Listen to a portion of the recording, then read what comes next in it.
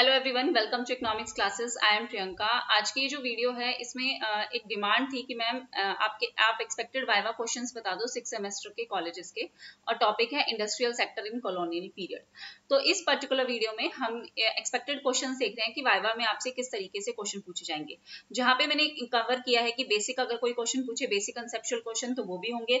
अगर D industrialisation या उसके इम्पैक्ट्स पे, की इंडस्ट्रीज पे, ब्रिटिश पॉलिसीज का क्या रोल रहा है, इंडिया का क्या रिस्पॉन्स रहा है, क्रिटिकल एनालिटिकल अगर आपसे क्वेश्चंस पूछे गए, कोई वन लाइनर क्वेश्चन है या फिर फैक्ट बेस्ड क्वेश्चंस है, वो सारे के सारे क्वेश्चंस मैंने कवर किए हैं इस पर्टिकुलर वीडियो में। ठीक है, तो ये सारे आप कर लेना अच्छे से।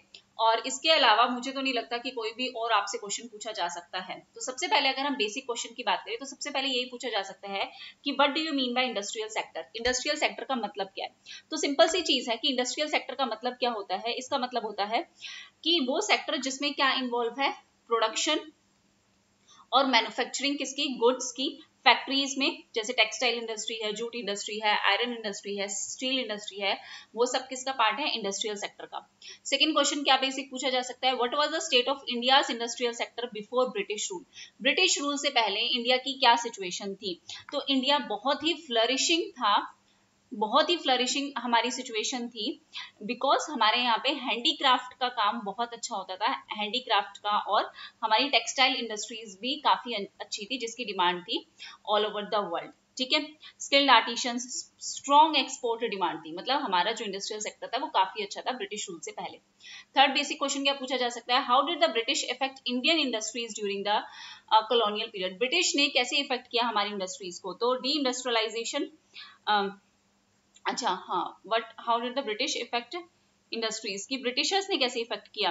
इन्होंने क्या किया, इन्होंने डी इंडस्ट्रियलाइज कर दिया, डी इंडस्ट्रियलाइज कर दिया इंडिया को, क्योंकि ये क्या सोचते थे कि इंडिया को हम सिर्फ जो बनाए वो एक रॉ मटेरियल का एक्सपोर्टर और इंपोर्टर हो, सिर्फ किसका, इंडिया इंपोर्टर हो सिर्फ किसका, फिनिश गुड्स का, कि इंडिया से हम सस्ते में रॉ मटेरियल लें और इंडिया को सिर्फ हम फिनिश गुड्स क्या करें, प्रोड्यूस करें। तो इन्होंने डी इंडस्ट्रियलाइज किया इंडिया को और प्रमोट किया अपने ब्रिटिश गुड्स, और यहाँ की जो लोकल हैंडीक्राफ्ट इंडस्ट्रीज है उनको डिस्ट्रॉय करना स्टार्ट कर दिया। ठीक है, नाउ सेकेंड टॉपिक मैंने क्या लिया है, डी इंडस्ट्रियलाइजेशन, उसके क्या क्या इंपैक्ट हुए। सबसे पहले अगर आपसे ये पूछ लिया जाए डी इंडस्ट्रियलाइजेशन का मतलब क्या है, इसका मतलब है एक ऐसा प्रोसेस जहां पे ट्रेडिशनल इंडस्ट्रीज जो है, जो ट्रेडिशनल इंडस्ट्रीज थी इंडिया की, उन इंडस्ट्रीज को डिक्लाइन करना।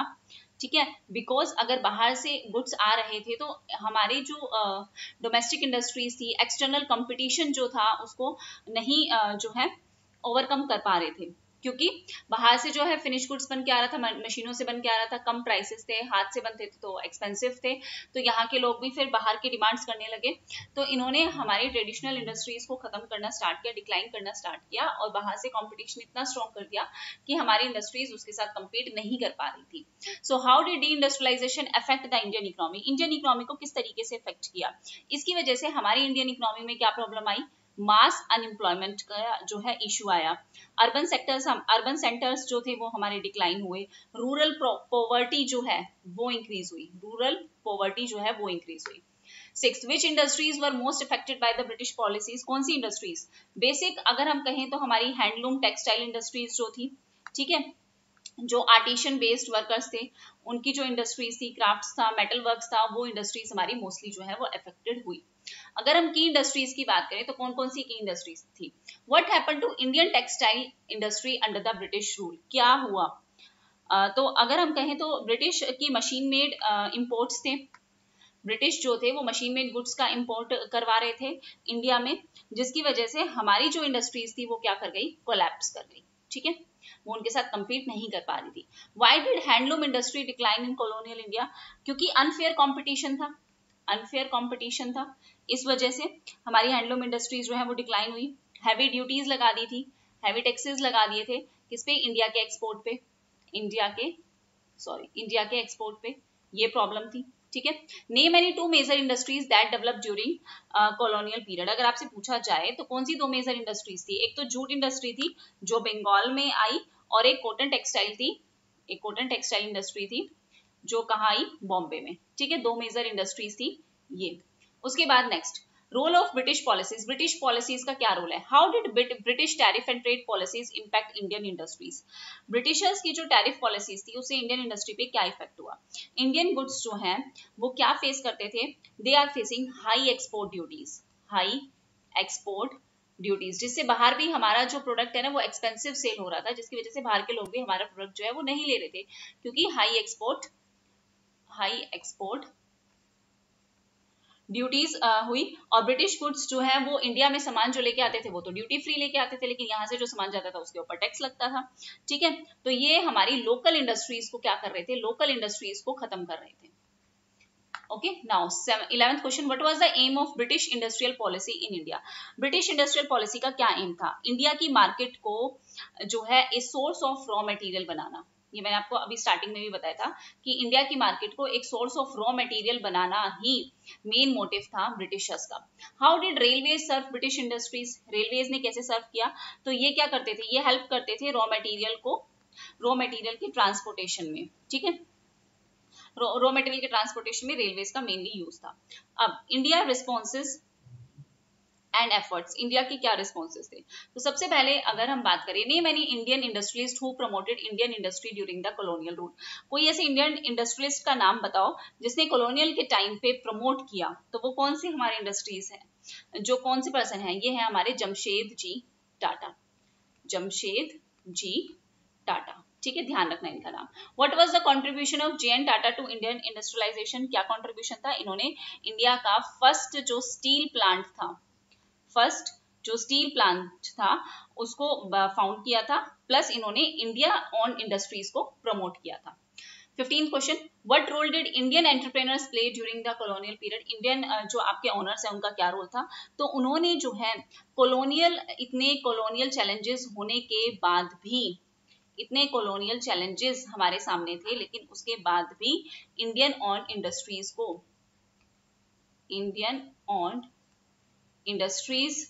को बिल्ड किया, चैलेंज होने के बाद भी। ये सबसे बड़ा रोल था।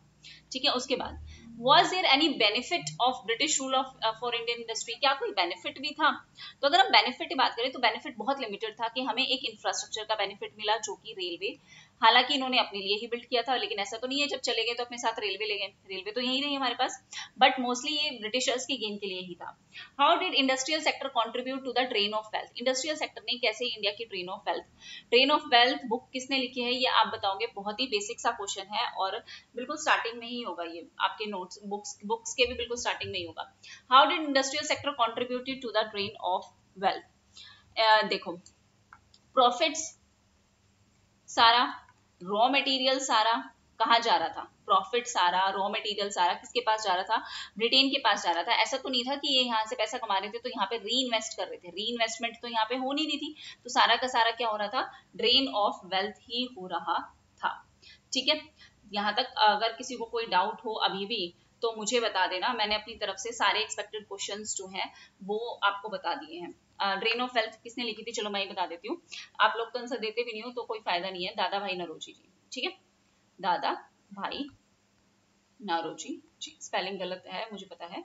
ठीक है, now moving toward next question हम देखते हैं। Question number 18, compare Indian industries before and after British arrival.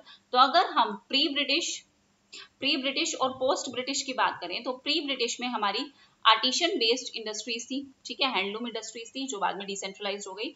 और उसके बाद पोस्ट ब्रिटिश की बात करें तो इन इंडस्ट्रीज का क्या हो गया? इन इंडस्ट्रीज का डिक्लाइन हो गया। हमारी डिक्लाइन हो गई कितनी? ट्रेडिशनल सेक्टर जो भी हमारी इंडस्ट्रीज थी और कुछ जो छोटी मोटी इंडस्ट्रीज थी वो भी हमारी डिक्लाइन होना स्टार्ट हो गई। What was the structure of Indian industries in 19th century? 19th century में हम स्टार्टिंग में क्या बने? हमारे पास स्मॉल स्केल इंडस्ट्रीज थी जो मैक्सिमम क्या थी? जो मैक्सिमम लेबर इंटेंसिव थी और हमारा जो फोकस था वो रॉ मटेरियल सप्लाई पे था। अभी हम फिनिश गुड्स मतलब कैपिटल गुड्स जो है वो नहीं बना पा रहे थे, रॉ मटेरियल सप्लाई पे ही था। Now do you think British rule helped और हार्म्ड इंडियन इंडस्ट्रियल डेवलपमेंट? अगर आपसे ये क्वेश्चन पूछा जाए कि आपको क्या लगता है कि ब्रिटिश रूल ने हेल्प की या हार्म किया, और किया तो क्या, क्यों? तो मोस्टली अगर हम कहें तो हार्म ही किया है, या इनकी वजह से डी इंडस्ट्रियलाइजेशन हुआ और कॉलोनियल ने हमारा कंप्लीटली क्या किया? एक्सप्लॉयटेशन ही किया, हम ये नहीं कह सकते कि हमारे लिए बहुत बड़ी हेल्प हो गई, नहीं, हमारे लिए हार्म ज्यादा था हेल्प से कम, क्योंकि इनके आने से पहले तो हम बहुत अच्छा फ्लरिश कर रहे थे ना, बहुत अच्छी इंडस्ट्रीज थी हमारी, तो इनके आने के बाद तो हमारा नुकसान ही हुआ है। ठीक है, इसके बाद अगर हम बात करें, ये मैंने आंसर्स भी दे दिए हैं यहाँ पे और मैं आपको फिर प्रोवाइड कर दूंगी। नाउ कुछ और क्वेश्चंस भी हैं। How did industrial revolution in Britain affect Indian industries? तो इंडस्ट्रियल रिवोल्यूशन ने क्या इफेक्ट डाला? हमारे इंपोर्ट्स बढ़ गए ब्रिटिश मशीन मेड गुड्स के, जिसने डिस्ट्रॉय कर दिया इंडिया की हैंडमेड प्रोडक्ट मार्केट को। बेसिक यही चीजें हैं, यही चीजें पूछी जाएंगी। What role did the East India Company play in Indian industrial decline? East India Company का क्या रोल था? तो इन्होंने क्या प्रमोट किया? ब्रिटिश का ट्रेड इंटरेस्ट, और डिस्करेज किया इंडिया की मैन्युफैक्चरिंग और to create raw material base. ठीक है, कि यहाँ पे हम इंडिया को क्या बनाते हैं, इंडिया में सबसे बेस्ट क्वालिटी का रॉ मटेरियल जो है वो मिलता है, तो हम इंडिया को बेस बना लेते हैं अपना, और यहाँ पे हम जो है फाइनल गुड्स ही यहाँ पे हम देंगे, और अपना ट्रेड इंटरेस्ट यहाँ पे होना चाहिए, यहाँ पे फायदा ही है। How did world war 1 impact the Indian industry? World war 1 ने क्या इम्पैक्ट डाला? इन्होंने टेम्परेरी इंडस्ट्रियल ग्रोथ हमें दिया, क्योंकि इम्पोर्ट्स जो थे फ्रॉम ब्रिटेन स्टॉप, और जिससे हमारी लोकल डिमांड जो है वो इंक्रीज हो गई, यहाँ से सामान बनने लगा। यहाँ से हम मेनली फूड ग्रेन्स जो है वो मेनली इंडिया से ही जाता था। What is drain of wealth theory and how it is connected to industry? Drain of wealth theory का मतलब क्या है? इसका मतलब है कि जो भी वेल्थ जो है प्रोड्यूस हो रहा है इंडिया में, वो सारा का सारा कहाँ ट्रांसफर हो रहा है? ड्रेन का हो रहा है ब्रिटेन में, with industrial supplying raw materials for British factories. हमारी इंडस्ट्रीज के साथ अगर हम कनेक्ट करें तो कैसे कैसे इंडस्ट्रीज का क्या वेल्थ जा रहा है? तो इंडस्ट्रीज का जो मेन चीज है जिससे सामान बनता है वो क्या है? हमारा रॉ मटेरियल, और वो रॉ मटेरियल ही कहाँ जा रहा है? ब्रिटिश फैक्ट्रीज के पास जा रहा है। Next question, did any Indian industry benefit post 1857 revolt? 1857 revolt से पहले क्या किसी इंडियन इंडस्ट्री को बेनिफिट हुआ? तो हाँ, कुछ मॉडर्न इंडस्ट्रीज हमारे पास आई, जैसे जूट है, कॉटन टेक्सटाइल है, वो ग्रो करी, बट मेनली ये सारी किसके बेनिफिट्स के लिए थी? ब्रिटिशर्स के बेनिफिट के लिए। देखो अब कुछ हमारे फैक्ट बेस्ड क्वेश्चंस हैं, वो भी मैंने इंक्लूड किए। जैसे सबसे पहला अगर हम क्वेश्चन देखें तो क्या है? When was Tata iron and steel company TISCO establish? अगर आपसे सिंपल एक वन लाइनर क्वेश्चन पूछा जाए तो जमशेदपुर झारखंड में हुई 1907 में। Where and when was the first jute mill in India establish? तो रिश्रा वेस्ट बंगाल में जो है, कोलकाता 1855 में। When did first cotton mill, cotton textile mill कहाँ स्टार्ट हुई? 1854 कहाँ हुई? बॉम्बे में। ठीक है, name two major industrial centres during the colonial India? कौन से दो मेजर इंडस्ट्रियल सेंटर्स हैं? बॉम्बे टेक्सटाइल और कलकत्ता, ये हमारे मेजर इंडस्ट्रियल सेंटर्स थे। टिस्को किसने फाउंड किया? जमशेदजी टाटा जी ने। When was Bombay spinning and weaving company establish? 1854 में एस्टैब्लिश हुई। Name two leading Indian industrial families during the colonial year? Tata Birla जो मेन थे वही है, आज भी इन्हीं का नाम है। When was Indian factories act कब पास हुआ था? 1881 में। कुछ बहुत ही इंपॉर्टेंट क्वेश्चंस हैं ये, इसलिए मैंने one liner questions, fact based question भी इंक्लूड किए हैं। What is swadeshi movement in relation to Indian industry? Swadeshi movement क्या था? स्वदेशी मतलब अपने देश की, तो प्रमोट करना इंडियन मेड गुड्स को। ठीक है, हमारी इंडिजीनियस जो इंडस्ट्रीज हैं, और 1905 के बाद स्पेशली हमने प्रमोट किया, जैसे हम आज कहते हैं ना make in India, make in India, तो वही बात है कि हम इंडिया के बने हुए गुड्स को ही सपोर्ट करें, प्रमोट करें, इंडिया की इंडस्ट्रीज, डोमेस्टिक इंडस्ट्रीज को ही प्रमोट करें। What was the role of industrial commission? Industrial commission का क्या रोल था 1618 के बीच में? तो इन्होंने क्या एग्जामिन किया, क्या स्टेट है इंडियन इंडस्ट्रीज की, और क्या रिकमेंड कर सकते हैं कि हम अपने जो की सेक्टर है उसको कैसे प्रोटेक्ट कर सके। ठीक है, तो हमें पता है कि सबसे पहला जो 5 ईयर प्लान था उसका मेन फोकस था एग्रीकल्चर, और उसके बाद जो आया उसका मेन फोकस था हमें अपनी इंडस्ट्रीज को क्या करना है? ग्रो करना है। अब कुछ यूजफुल फैक्ट्स हैं, जैसे रेलवे कब इंट्रोड्यूस हुई? 1853। पहली ट्रेन कब चली? बॉम्बे से थाने चली, हालांकि ये ब्रिटिशर्स की हेल्प के लिए थी। पहली पेपर मिल इंडिया में कब आई? 1812, सीरमपुर वेस्ट बंगाल में ही है। पहले इंडियन जूट मिल ओनर कौन थे? रिश्रा जूट मिल ओन किया था किसी यूरोपियन ने, इंडियन नहीं था।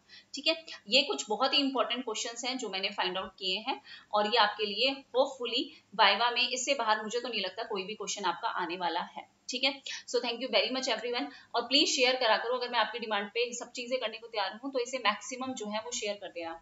Okay, so thank you very much everyone, take care and bye bye.